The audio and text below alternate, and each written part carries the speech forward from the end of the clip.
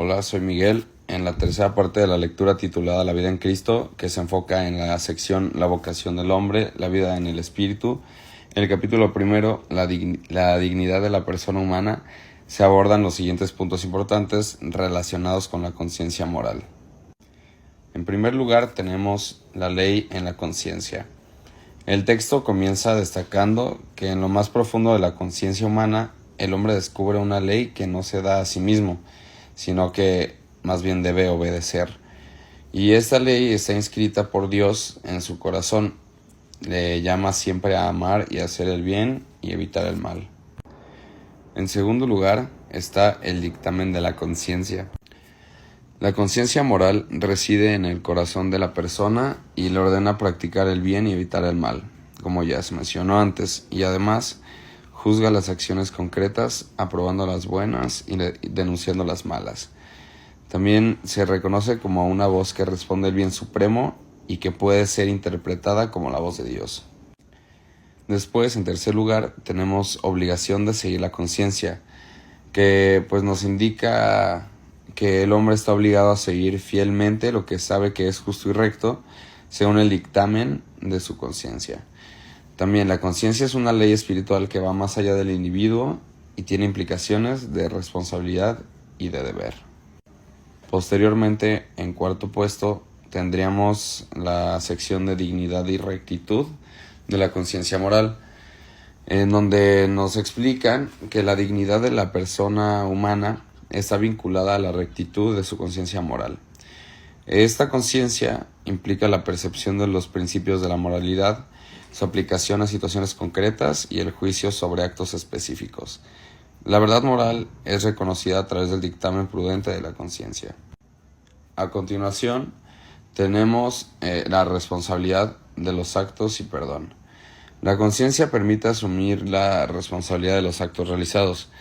Por lo tanto, si una persona comete el mal, su conciencia puede ser un testigo de la malicia de su elección, pero también puede recordar la necesidad de pedir perdón y cultivar la virtud con la gracia de Dios. En sexto lugar, tenemos el derecho a actuar en conciencia, ya que todos los hombres tenemos derecho de actuar en conciencia y libertad, ya que pues no somos obligados a actuar en contra de la conciencia y pues más específicamente en cuestiones religiosas. En séptimo puesto tendríamos la formación de la conciencia, en donde el texto enfatiza la importancia de formar la conciencia para que sea recta y veraz. La educación de la conciencia es una tarea continua a lo largo de la vida que implica despertar al niño al conocimiento de la ley moral interior y enseñar la virtud. Después tenemos recursos para la formación de la conciencia, que nos dice que la formación de la conciencia se apoya en la palabra de Dios, en la fe, la oración, la cruz del Señor, los dones del Espíritu Santo, el consejo de otros y la enseñanza de la Iglesia. Y después se toca el tema de las decisiones en conciencia y discernimiento, ya que ante la necesidad de tomar decisiones morales, la conciencia puede formular juicios correctos o también puede generar juicios erróneos, pero siempre debe buscar lo que es justo y bueno, discerniendo la voluntad de Dios.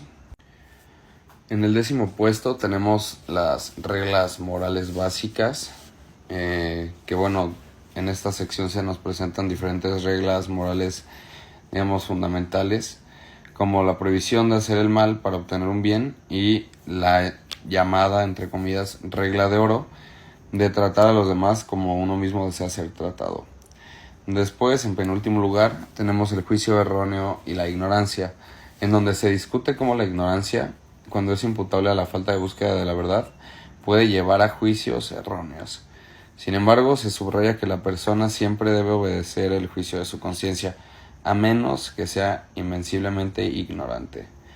Y en último puesto tenemos a la importancia de una conciencia pura, y en esta sección del texto se nos destaca que una conciencia pura es iluminada por la fe verdadera y que la conciencia recta ayuda a las personas a adherirse a normas objetivas de moralidad. En resumen, esta sección se centra en la importancia de la conciencia moral en la vida del ser humano, también en cómo debe ser formada y cómo guía las decisiones morales y la responsabilidad personal. Y también se aborda la posibilidad de juicios erróneos y la importancia de buscar la verdad y el bien. Y algo que se me hace curioso de la lectura es que esta resalta cómo la conciencia moral es una voz interna que guía a las personas hacia el bien y les permite discernir entre lo correcto y lo incorrecto. Pero si se supone que Dios es quien guía esta voz interna, ¿por qué hay gente que no puede discernir entre lo correcto y lo incorrecto? Y de igual manera toma malas decisiones que afectan a otras personas.